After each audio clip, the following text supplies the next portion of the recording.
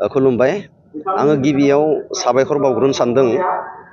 जोङो हिरिमबा हालामारि बाथौ फोरबो फालिथाय आफादा 6 दिननि जे कार्यकुसि लानानै नैबे जोंनि थाइगेर खावरारि सकनि बाथौ फोथाराव जे खुंफुंबाय, बेवहाय जाबायदि रायजो राजाफोरा लोब लोब फैनानै मदद आरो हेफाजाब आरो जोंनि मोनफ्रोमबो प्रग्रामखौ जाबायदि कालारफुल खालामफैबाय, आं बेनि थाखाय रायजो राजा बिथांमोनखौ साबायखर बावग्रोबाय। लोगोसे दिनैहाय जोंहा जोबथा दिन, दिनै 31 जानुवारि 2026। दिनैहाय आङो बेखौनो बुंनो सानदों, जोंहा हाबाफारि बायदियै फुङाव जोंहा आर'ज गौमा दङमोन, बेबो बिराद मोजां जानानै थांबाय। मथा मथि 150 जनसो आर'ज गायगिरिफोरा फैनानै जोंनि नैबे बाथौनि जि ग्राउन्ड बेवहाय फैनानै आर'ज गौमा गासैबो जथायै रोजाबनानै थांबाय, मेथाइ खननानै थांबाय। लोगोसे आङो सेकेन्ड हाबाफारि हिसाबै जोंहा नैबे दिनैनि जा गेवलां मेल, जोङो जिहेथु बाथौखौ नोजोर बोनानै मागोनि नैथि मंगलबार बाथौ सानखौ नोजोर बोनानै आरो बाथौ धोरोमखौ नोजोर बोनानै जिहेथु जोङो नैबेयाव फोरबो फालिदों, बे हिसाबै दिनैहाय जोंहा गेवलां मेल, बे गेवलां मेलाव जोंनि गेजेराव सफैदों मानगोनां मन्त्रि चरण बर' सार बिथाङा जोंनि गेजेराव सफैदों।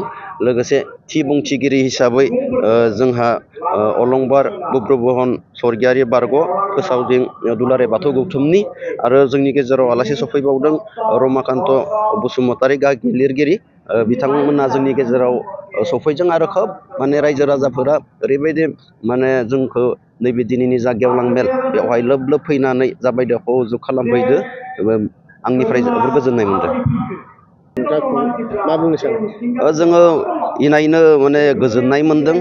मानगोनां आसामनि मन्त्रि चरण बर' सार बिथाङा नैबे दिनैनि जे गेवलां मेलाव फैनानै 50 लाखनि जे मोनसे घोषणा खालामनानै थांबाय, बियो जोंनि थाखाय मोजां।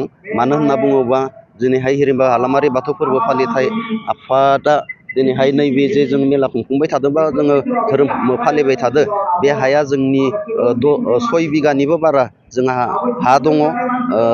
बे हिसाबै जोङो मन्दिर लुनो थाखाय गोबां नाजादों, नाथाय जोङो दासिमबो जोंनि मन्दिरखौ जोङो लुफुंजोबनो हायाखै। आं आसा खालामो मानगोनां मन्त्रि चरण बर' सारा जाबायदि जोंनो खोथा होलांदो, बिथाङा बेखौ मावफुंनानै होजानायखौ जों हिरिमबा हालामारि बाथौ फोरबो फालिथाय आफादनिफ्राय माने आसा खालामनाय थाबाय। आं दिनैहाय बेखौनो फोसावहरनो लुबैदों, जिहेथु जोंहा मोनसे हाबाफारि दंबावो हारिमु आयदा। बे हारिमु आयदायाव बेखेवगिरि हिसाबै जोंनि गेजेराव सफैगोन आगुनि बिटिसिनि चिफ, बिटिआरनि चिफ मानगोनां प्रमद बर' सार बिथाङा जोंनि मोनाबिलि हारिमु आयदाखौ बेखेवनानै होफैगोन। आरो देंखोगिरि हिसाबै इलिसा बर', बर'नि मुंदांखा गायक।